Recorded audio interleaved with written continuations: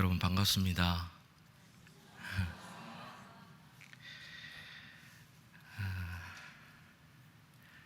참 오랜만에 우리 울산교회 저는 개인적으로 방문하는 건데요.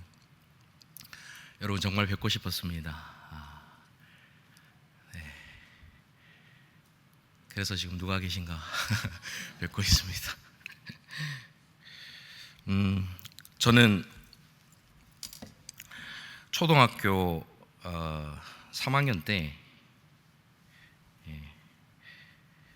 처음 눈물로 저의 죄인됨을 고백하면서 회심을 했습니다. 3학년 때 회심을 했는데 제가 3학년 때 다니던 교회가 어디였을까요? 저 멀리 딴 데 있는 교회면 제가 이 시점에 이걸 여쭤보지 않겠지요. 바로 울산교회였습니다. 제가 초등학교 1학년 때부터 3학년 때까지 이렇게 울산교회를 다녔는데 10살이라는 어린 나이에 회심을 할 수 있었던 것은 물론 전적인 하나님의 은혜였지만 그 당시 지금은 얼굴도 성함도 기억나지 않지만 많은 선생님들을 통해서 또 말씀 사역자들을 통해서 전해들은 하나님의 말씀, 그 말씀이 당연히 영향이 있었을 거라 저는 생각을 하고 있고, 또 제가 그 당시에 할아버지 목사님이라고 불렀던 우리 고 박두웅 목사님의 또 기도 덕분에 그런 은혜가 있지 않았나 하는 생각이 있습니다. 여러분들의 가르침과 또 기도 덕분에 김송이라는 한 뚱뚱한 어린이가 회심을 해서 지금은 목사가 되었습니다.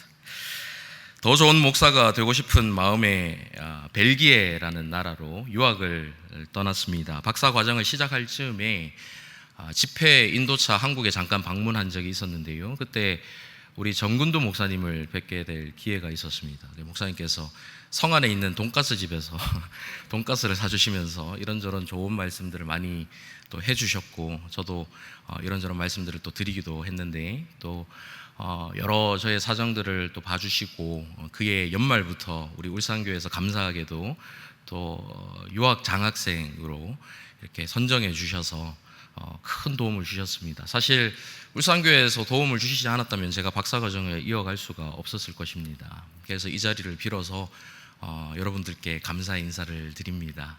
진심으로 감사드립니다. 학계에 조금씩 활발하게 활동할 수 있는 기회가 열릴 즈음에 예기치 못한 서울제일교회 청빙을 받게 되었습니다. 그래서 계획에도 없던 귀국을 하게 되었는데요. 처음 시작하는 담임 목회에 참 두려움이 많았습니다. 아직까지 제가 준비가 덜 된 것 같은데 하나님께서 왜 이곳으로 부르셨을까, 여러 가지 두려움을 안고 한국에 왔는데, 제가 직접 연락을 드려서 찾아뵙고 담임 목회 또 목회에 대한 조언을 구했던 분이 바로 우리 이호상 목사님이십니다. 우리 목사님께서 그 놀라운 해안으로 여러 가지 말씀들을 저에게 전해주셨는데 얼마나 큰 도움이 되었는지요. 큰 도움이 되는 좋은 인사이트들을 많이 전해주셔서 마음 같아서는 조금만 가까이 있다면 제가 자주 찾아뵙고 또 조언도 구하고 할 것 같은데, 그게 그렇지 못해서 참 아쉬움도 큽니다. 어쨌든 여러 가지 참 고마운 점이 많은 그런 부분인데, 이렇게 사실 제 인생 살아가면서 참 끊어질 듯 이어질 듯 이렇게 계속해서 인연이 이어졌던 곳이 바로 이곳 울산교회이고, 제가 참 큰 힘과 도움이 필요할 때마다 우리 울산교회에서 여러분 잘 모르시겠지만 큰 힘과 도움을 저에게 주셔서 오늘 제가 이렇게 목회자로 또 잘 세워질 수 있지 않았나 하는 생각이 있습니다. 너무나도 감사드립니다. 이 귀한 교회에서 오늘 하나님의 말씀을 나눌 수 있도록 해주신 우리 하나님께, 또 그런 기회를 주신 우리 담임 목사님과 또 당의 장로님들과 우리 모든 성도님들께 감사 인사를 드립니다. 함께 기도하고 말씀 나누도록 하겠습니다. 자비로우신 아버지 하나님, 오늘 주님의 몸된 울산교회 이 귀한 강단에서 하나님의 말씀을 전할 수 있게 해주심에 감사드립니다. 부족한 종의 입술을 통해서 주님께서 친히 말씀하여 주셔서 듣는 저희 모두의 심령에 충만한 은혜로 채워 주시옵소서. 살아계신 예수 그리스도의 이름으로 기도하옵나이다. 아멘. 예수님께서 공생애를 시작하면서 갈릴리 여러 회당에서 가르치기를 시작하셨습니다. 예수님의 권위 있는 가르침에 사람들이 놀라며 예수님을 칭송합니다. 심지어 예수님께서는 귀신도 쫓아내시니 그 권위와 그 능력으로 인해서 그 근처 사방에까지 예수님에 대한 소문이 퍼져나가기 시작하지요. 그리고 사람들이 모여들기 시작하는데 큰 무리를 이룹니다. 그들은 소문을 듣고 예수님께서 어디 계시든지 찾아다니기도 하고 자기들에게서 떠나시지 못하도록 만류하기도 했었지요. 그렇게 수많은 무리들이 예수님을 따라다니면서 점점 유명 인사가 되어 가시던 그 시점에 시몬 베드로를 제자로 부르시는 오늘 본문이 시작됩니다. 오늘 본문 1절 말씀 한번 보실까요? 무리가 몰려와서 하나님의 말씀을 들을새 예수는 게네사렛 호숫가에 서서. 많은 무리들이 몰려들었고 권위 있는 하나님의 말씀을 들었습니다. 성경에서 나오는 이 게네사렛, 긴네렛, 디베랴 호수, 이 호수 이름이 여러 형태로 나오는데 이것은 모두 갈릴리 호수를 의미하는 것입니다. 이 호수는 종종 바다로 불리기도 하지요. 호숫가에는 배가 두 척이 있었습니다. 그리고 배 근처에서는 밤새 고기잡이를 하고 나서 그것을 끝내고 그물을 씻고 정리하고 있는 어부들이 있었지요. 예수님께서 두 배 중에 한 배에 오르셔서 배를 육지에서 조금 떼기를 청하셨습니다. 그리고 그 배 위에서 가르치기를 시작하시는데 그 배는 시몬의 배였지요. 시몬은 여러분 다 아시겠지만 후에 베드로라고 불리는 인물입니다. 예수님께서 배 위에 앉으셔서 무리들을 가르치기 시작하셨습니다. 그리고 말씀을 다 마치신 후에 시몬과의 대화를 시작하지요. 이것이 영화로 만약에 찍힌다면 큰 무리 전체를 향하던 카메라 앵글이 클로즈업해서 이제 예수님과 시몬 대화 중엔 두 사람을 향해서 이렇게 그 두 사람을 비추기 시작할 것입니다. 복음서를 읽다 보면 종종 불특정 다수인 무리와 특정 제자들 간의 대조가 이루어진다 하는 것을 볼 수가 있습니다. 무리들은 때로 예수님에 대한 호기심에 몰려듭니다. 무리들은 때로 예수님께서 귀신을 쫓아내시고 병을 고쳐주시니 그런 유익들을 얻기 위해서 예수님 곁으로 몰려듭니다. 그들은 예수님을 향해서 열렬히 환호하기도 하고 때로는 쉽게 예수님을 떠나기도 하지요. 반면 제자들은 무리가 다 사라지고 난 이후에도 예수님 곁에 남아서 예수님과 함께 먹고 예수님과 함께 자기도 하면서 예수님의 사역을 돕습니다. 저는 이 대조적인 두 그룹을 볼 때마다 항상 생각나는 장면이 있습니다. 여러분 콘서트 같은 거 하면 많은 관중들이 모이고 무대 앞에서는 이 스텝이라는 조끼를 입고 그 콘서트를 준비하고 진행하는 사람들이 있지 않습니까? 무리들은 관중과 같이 그저 자신의 필요를 채우고 원하는 것만 누리고 가는 사람들이라면 이 제자들은 즐기고 누리기보다는 분주하게 움직이면서 이것저것 챙기고 또 수고하는 이 스텝들과 같다라는 생각이 들었습니다. 그런데 여기서 아주 중요한 사실은 이 앞에서 움직이고 준비하는 스텝들이 비록 누릴 건 못 누리고 고생만 하고 있지만 결국 그 행사를 이끌어가는 것은 스텝이라는 사실입니다. 무리들이 예수님께서 하시는 일에 대해서 열광할 수는 있지만 그 일을 함께 이끌어 나가고 그 일을 함께 주도해 나갈 수 있는 것은 바로 제자들의 몫이라는 것이지요. 그러면서도 자기들의 이름이 드러나는 것이 아니라 그 콘서트의 주인공만 빛나고 드러날 수 있도록 모든 영광은 그 주인에게 돌아가도록 하는 스텝과 같이 자기 자신보다는 주님의 영광만이 드러날 수 있도록 일하는 사람들이 바로 이 제자들이라는 생각을 해봤습니다.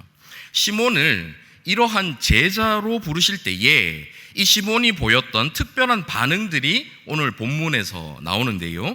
그 시몬의 반응들을 통해서 우리는 무리와 구별되는 제자로서 갖춰야 할 덕목들을 알 수가 있습니다. 말씀을 마치신 예수님께서 시몬을 보시면서 말씀하십니다. 깊은 데로 가서 그물을 내려 고기를 잡으라. 이 시몬 입장에서는 조금 의아한 것을 넘어서 기분이 나쁠 수도 있는 말씀입니다.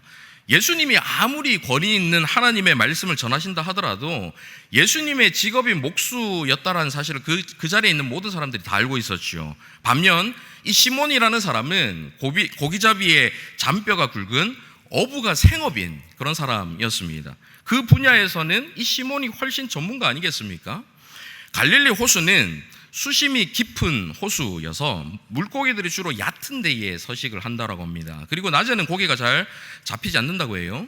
더군다나 자신들은 일을 마치고 지친 몸으로 지금 그물을 싣고 이물질을 제거하면서 정리를 하고 있는 그런 상황입니다. 심지어 밤새 한 마리도 잡지 못하고 허탕친 것에 별로 기분도 안 좋았을 거예요. 그런데 나무나 자르고 못질이나 하던 예수라는 청년이 깊은 데로 가서 그물을 던져라, 물고기를 잡으라 이렇게 얘기를 하니까 코웃음을 치면서 무시하거나 아니 당신이 뭘 한다고 그래 이렇게 면박을 줘도 이상하지 않을 그런 상황입니다. 하지만 그 말씀을 듣고 시몬이 어떻게 반응을 하고 있습니까? 본문 5절 한번 보십시오. 5절 말씀 같이 한번 읽어보실까요? 시작. 시몬이 대답하여 이르되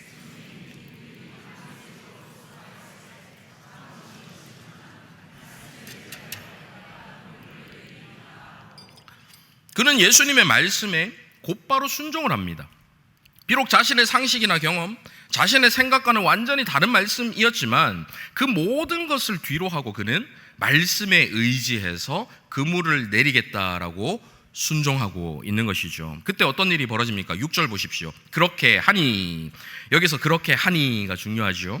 그렇게 말씀대로 순종을 하니 고기를 잡은 것이 힘이 많아 그물이 찢어지는지라. 이에 다른 배에 있는 동무들에게 손짓하여 와서 도와달라 하니 그들이 와서 두 배의 채움에 잠기게 되었더라. 엄청난 양의 고기를 건지게 됩니다. 상식적으로 말이 안 되죠. 내 경험으로는 이런 일을 겪어본 적이 없습니다.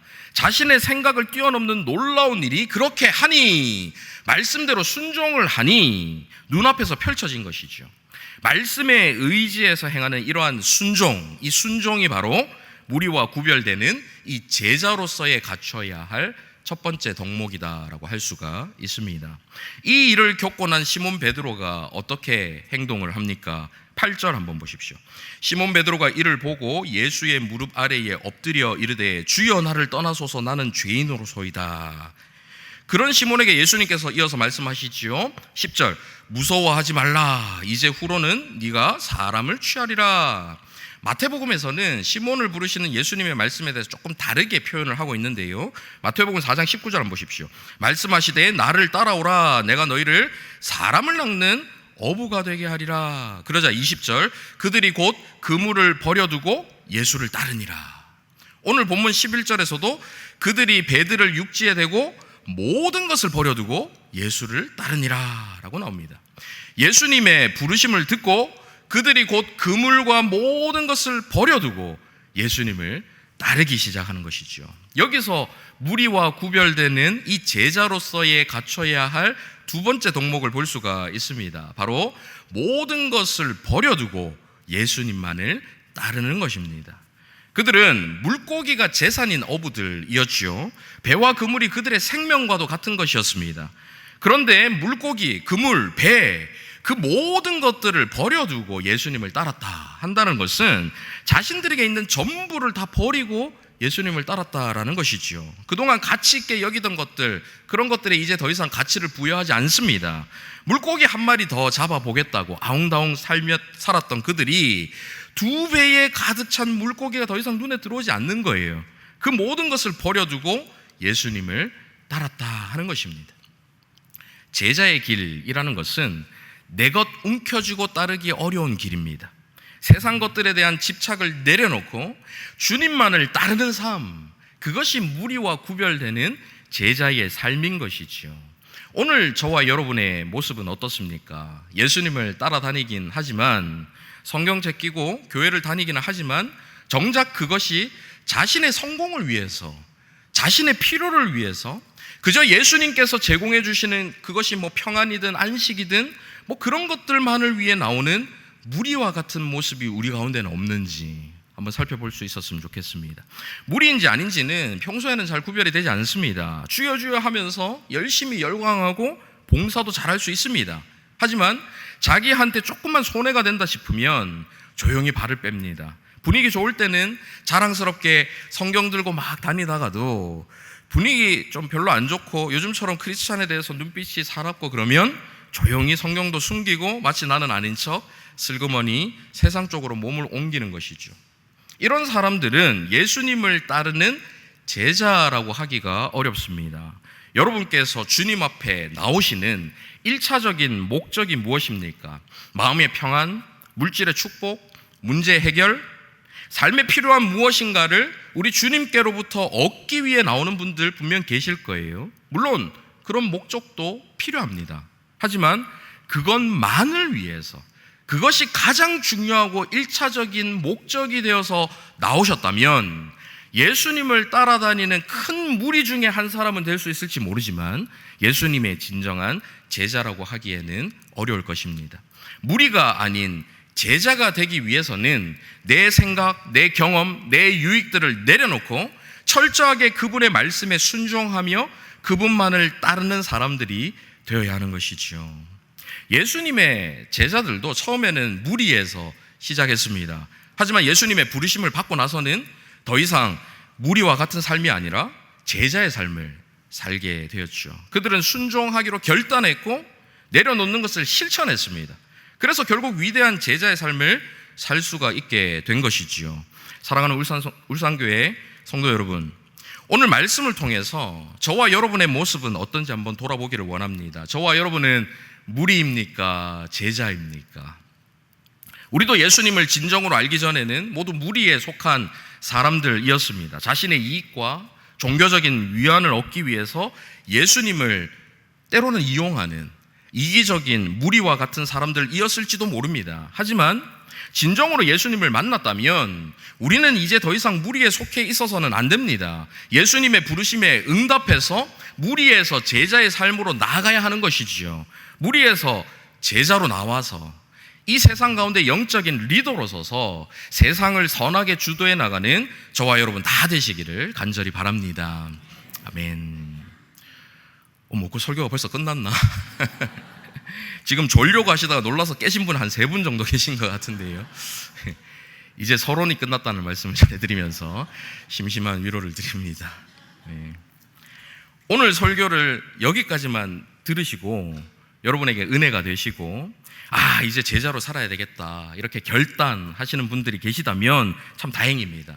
이제부터는 그런 분들 말고 조금 다른 부류에 속한 분들을 위해서 말씀을 전하도록 하겠습니다. 무리와 제자, 이 두 부류로 나누어서 대조하는 말씀은 한때 한국 교회에 크게 유행을 했죠. 이미 들어보신 분들도 많이 계시리라 생각합니다. 저는 여기서 조금 더 세부적으로 그룹을 나눠보고 싶습니다. 두 그룹, 무리, 제자 두 그룹으로 나누지 않고 4그룹으로 나눠서 무리라는 그룹 안에는 또다시 두 종류의 그룹을 나눠보고 싶습니다. 바로 냉소적인 그룹과 맹목적이고 이기적인 그룹입니다. 무리 안에는 예수님에게 반감을 품고 뭔가 비판하고 지적할 만한 요소를 찾기 위해서 예수님을 따르는 그런 냉소적인 그룹이 있었습니다. 대표적으로 바리새인과 서기관 같은 사람들이죠. 그 사람들은 예수님이 무슨 말씀을 하시나 어떤 비판거리를 찾으려고 예수님을 따라다녔죠. 따라다니면서 사사건건 시비를 걸고 부정적인 반응을 내비칩니다.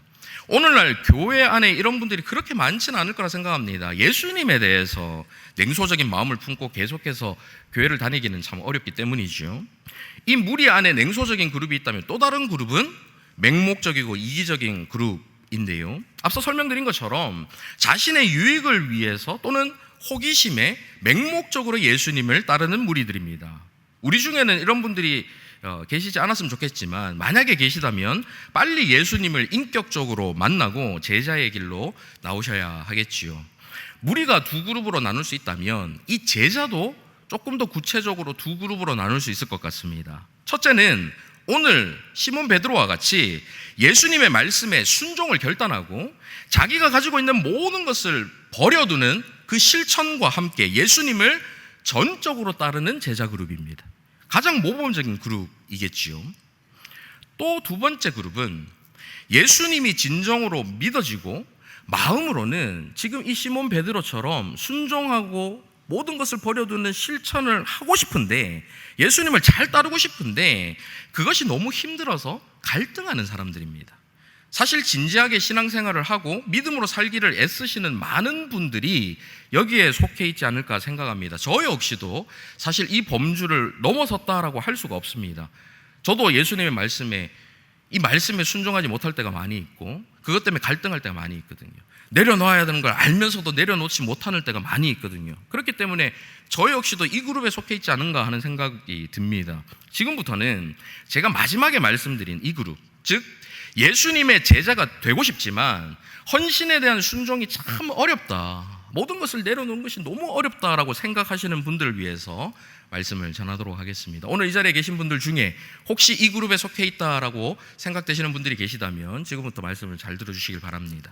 우리는 예수님도 인격적으로 만났고 진정한 순종, 진정한 내려놓음의 이 삶을 살고 싶어 합니다. 성경 속 베드로처럼 내 생각을 내려놓고 말씀에 순종하면서 모든 것을 버려두고 예수님을 따라야 한다, 너무 잘 알고 있고 때로는 그렇게 실천하면서 살 때도 있습니다. 하지만 문제는 그 순종과 내려놓음이 결코 쉽지 않다라는 거예요. 작은 순종과 내려놓으면 그리 어렵지 않을 수 있습니다. 하지만 내 상식과도 너무 맞지 않는, 내 생각과 너무 맞지 않는 말씀을 순종하라고 하실 때에 내가 내려놓아야 하는 것이 나에게 너무 큰 손해를 가져줄 것 같은 그런 두려움이 생기는 일일 때에 그러한 결단과 실천을 한다라는 것, 너무나도 큰 부담이고 어려운 문제이지요.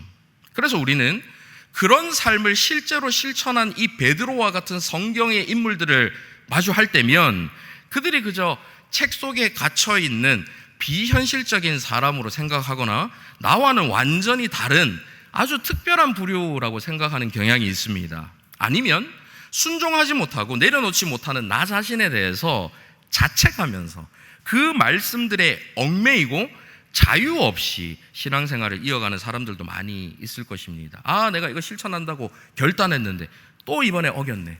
아, 순종하려고 결단했는데 순종해야 되는데 내가 또 그걸 못 지켰네. 이렇게 자유 없이 얽매이며 살아갈 가능성이 크지요.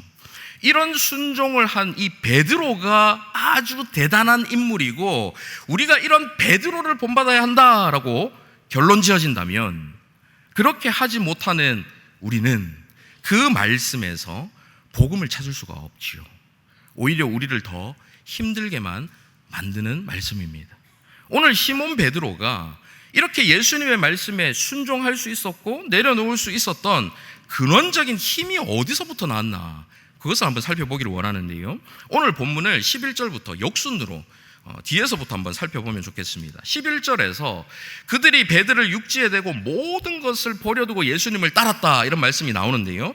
그렇게 따를 수 있었던 것은 아무 사건 없이 이루어진 것이 아닙니다. 예수님께서 이들에게 나를 따르라 라고 말씀하셨기 때문에 그들이 버려두고 따랐던 것이죠. 그런데 예수님께서 그들을 보자마자 너희들 나를 따르라 라고 말씀하시지 않았습니다. 그 말씀을 하시기 전에 먼저 그들에게 놀라운 일들을 보여주셨지요. 그들의 상식으로는 깊은 곳에서 물고기가 잡힐 리가 없는데 예수님의 말씀대로 하니까, 그렇게 하니 그물이 찢어지도록 많은 물고기를 잡는 일이 벌어진 거예요. 그리고 그 일을 통해서 베드로가 예수님 앞에 고꾸라집니다. 예수님이 그냥 평범한 인간이 아니라 하나님께서 보내신 특별한 선지자이거나 아니면 그 이상일 것이다 라는 생각을 갖게 된 것이지요. 그래서 그 앞에 무릎을 꿇고 자신을 죄인이라고 고백했던 것입니다. 하나님의 압도적이고 찬란한 영광을 경험한 인간은 누구나 그 거룩한 하나님의 영광 앞에 꼬꾸라져서 스스로를 더럽고 추한 죄인으로 고백할 수밖에 없습니다. 베드로는 지금 예수 그리스도를 바라보면서 그 속에 있는 하나님의 영광, 그 신적인 영광을 바라보게 된 거예요. 그래서 그 앞에 고꾸라져서 자신이 죄인이라고 고백한 것입니다. 그렇게 그의 마음에 주님을 따르고 싶어 하는 마음이 주어진 거예요. 이런 일이 있기 전에 깊은 데로 가서 그물을 내려 고기를 잡으라라는 말씀에 베드로가 어떻게 순종할 수 있었을까요? 자기 생각하고는 다른 말씀인데 어떻게 순종할 수 있었을까요? 지금 베드로가 처한 상황 한번 생각해 보십시오. 수많은 무리들이 지금 예수님을 바라보고 있습니다. 배 위에 지금 시몬과 예수님이 같이 타고 있잖아요. 예수님께서 가르치시고 그것을 수많은 무리들이 지금 바라보고 있습니다. 그 무리들이 보는 앞에서 예수님의 명령을 들었어요. 예수님을 바라보던 수많은 무리들의 시선이 일제히 베드로를 향하기 시작합니다. 전부 다 쳐다보고 있어요. 그 자리에서 어지간해서는 그 말씀에 불순종하기 어려웠을 것입니다. 베드로의 순종을 폄하하는 것이 전혀 아니고요, 정황상 그 순종이 그리 어려운 순종이 아니라는 말씀입니다. 여러분 한번 상상해 보십시오. 어느 강연자가 많은 대중들 앞에서 강연을 하고 있습니다. 청중들이 다 그 강연을 좋아합니다. 그때 강연자가 갑자기 앞에 있는 어느 한 사람을 가리키면서 잠시 일어서 달라고 요청을 한다면 그 사람이 일어날까요? 안 일어날까요? 거의 10중 8구는 그 자리에서 일어나겠지요. 지금 많은 사람들 앞에서 괜히 강연자 말을 어겨서 괜히 서로 어색한 상황을 만들고 싶지 않아 하는 것, 그런 것이 일반적인 사람들의 심리입니다. 따라서 베드로의 순종 자체는 물론 대단한 것이긴 하지만 지금 처해 있는 상황으로 볼 때는 누구라도 아예 불가능한 순종은 아니라는 것이죠. 더군다나 이 베드로는 이미 배 위에서 가르치시는 예수님의 가르침을 바로 곁에서 들었습니다. 그 말씀의 권위를 생생하게 경험했죠. 그런 후에 주어진 말씀이기 때문에 이 순종하는 것이 그리 어렵지 않았을 것이라는 말씀입니다. 자, 그러면 이 모든 일이 있기 전에 무슨 일이 있었습니까? 오늘 본문 3절 한번 보십시오. 3절 같이 한번 읽어보실까요? 시작.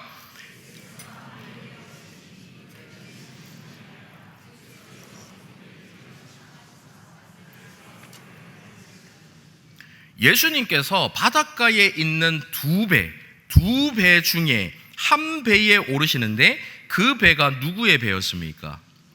시몬의 배였지요. 우연이었을까요?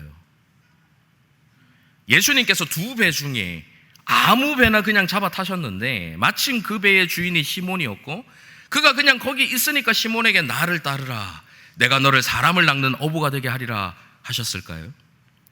한참 후에 예수님에 대해서 주는 그리스도시요 살아계신 하나님의 아들이시니이다 고백하는 시몬 베드로에게 예수님께서 뭐라고 말씀하십니까? 마태복음 16장 18절 이해 한번 보십시오.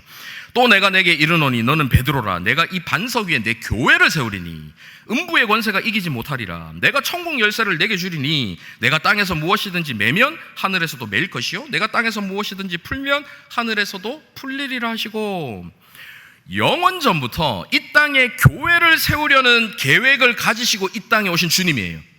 주님께서 이 땅에서 다 이뤘다 하시고 하늘로 오르시고 남기신 것이 교회입니다. 영원 전부터 계획된 그 교회를 이날 우연히 올라탄 배 위에서 우연히 만난 시몬 베드로에게 나를 따르라 하시고 이후 그의 신앙 고백 위에 교회를 세우시겠다라고 말씀하셨을까요? 아닙니다. 하나님의 아들 예수 그리스도, 천지가 만들어졌던 태초부터, 아니요, 영원 전부터 계셨던 우리 주님은 이미 베드로가 나기 전부터 그 베드로에 대해서 아셨고 그를 제자로 택하셨습니다. 베드로가 그물과 모든 것을 버려두고 예수님을 따를 수 있었던 것은, 베드로가 말씀에 순종해서 그물을 내릴 수 있었던 것은 그의 선택과 그의 결단과 그의 실천이 아니에요. 베드로라는 한 사람의 개인적인 탁월한 능력이 아닙니다. 그가 그렇게 예수님을 따를 수 있었던 것은 바로 예수님께서 먼저 그가 모든 것을 버려두고 따를 수 있도록 해주셨고, 예수님께서 먼저 그가 순종의 결단을 할 수 있도록 해주셨고, 예수님께서 먼저 다른 배가 아니라 그의 배에 올라주셨기 때문입니다. 성경에 나오는 베드로의 모습을 보십시오. 그의 뛰어난 모습보다는 실수하고 실패하는 장면들이 훨씬 더 많이 나옵니다. 그는 우리와 같이 지극히 평범하고 지극히 연약한 자였어요. 예수님의 수제자였지만 부족함이 많았습니다. 그런 모든 것을 다 아시면서도 그를 먼저 선택하셨던 분, 그분은 바로 우리 예수님이셨던 것입니다. 그분이 저와 여러분을 선택하셨습니다. 우리가 우리의 힘과 의지로 먼저 그분을 따르기로 선택하고 결단해서 따르는 것이 아니라, 제자가 되기로 결단해서 노력해서 주님의 제자가 된 것이 아니라, 그분이 저와 여러분의 인생이라는 배 위에 올라와 주셨습니다. 그리고 저와 여러분을 초청하시지요. 나를 따르라. 그 말씀에 순종해서 모든 것을 버려두고 주님을 따를 수 있는 힘은요, 우리의 연약함을 모두 아시면서도 순종하기 싫어하고 헌신을 꺼려하는 우리의 악한 본성을 모두 아시면서도 그럼에도 불구하고 친히 우리를 제자로 먼저 택하여 주셔서 우리의 인생이라는 배에 먼저 올라주셔서 우리를 제자로 불러주신 주님께서 주실 줄 믿습니다. 여러분, 순종이 어렵다고요? 모든 것을 버려두고 주님을 따르는 것이 어려우시다고요? 내 안에서 그 능력을 찾으려 하면 당연히 어려울 수밖에 없습니다. 우리가 우리 힘으로 순종할 수 있고 우리 의지로 모든 것을 내려놓을 수 있다라고 기대하는 것은 우리 자신을 지나치게 과대평가하는 거예요. 또한 우리 주님은 순종하지도 못할 명령들을 잔뜩 내리시고는 팔짱 끼고 어디 한번 지키나 안 지키나 보자, 그런 분이 아니십니다. 우리와 같이 연약한 육체로 이 땅에 오신 우리 주님은 우리의 모든 연약함을 너무나도 잘 아시는 분이시죠. 어떻게든 주님 뜻대로 살아보겠다고 몸부림치는 우리를, 그러면서도 때로 넘어지고 또 같은 죄로 넘어지고 자빠지고 쓰러지고 하는 것을 반복하는 우리를, 그런 우리를 바라보시면서 아니 너는 왜 그것도 못하냐 핀잔을 주고 책망하시는 것이 아니라 우리가 제자의 길을 갈 수 있도록, 우리가 온전히 순종하고 헌신할 수 있도록 늘 변함없이 우리 곁에서 도우시고 힘주시고 격려해 주시는 분이 바로 우리 주님이시라는 사실을 기억하시기를 바랍니다. 이제 말씀 맺겠습니다. 우리는 모든 것을 버려두고 예수를 따르니라.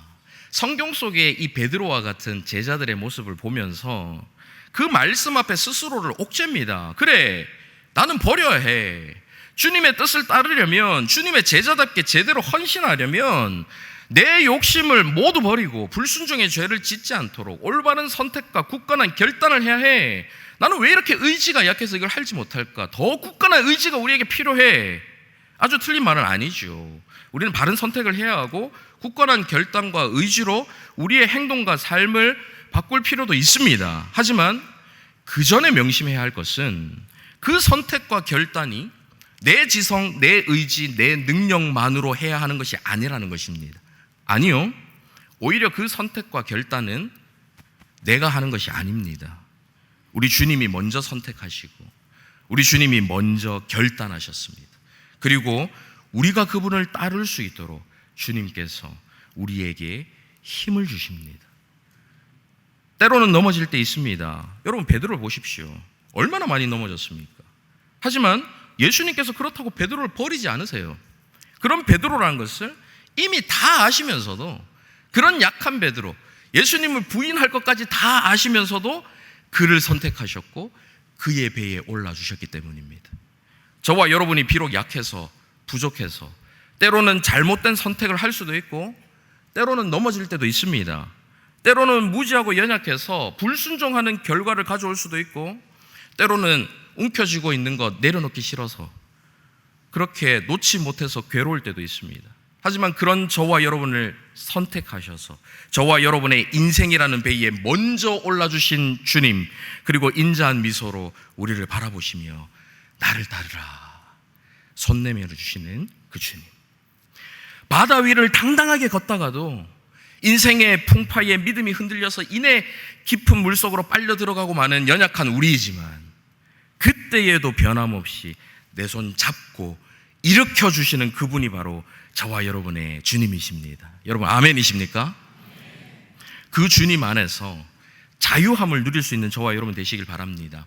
내 안에서 순종과 내려놓음의 능력을 찾기보다 나의 전적인 무능함을 인정하고 제자의 삶으로 초청하시는 주님께 온전히 의지하며 조금은 더디더라도 주님과 함께 한 걸음 한 걸음 그 제자의 길을 걸어가는 저와 여러분 다 되시기를 간절히 바랍니다. 아멘.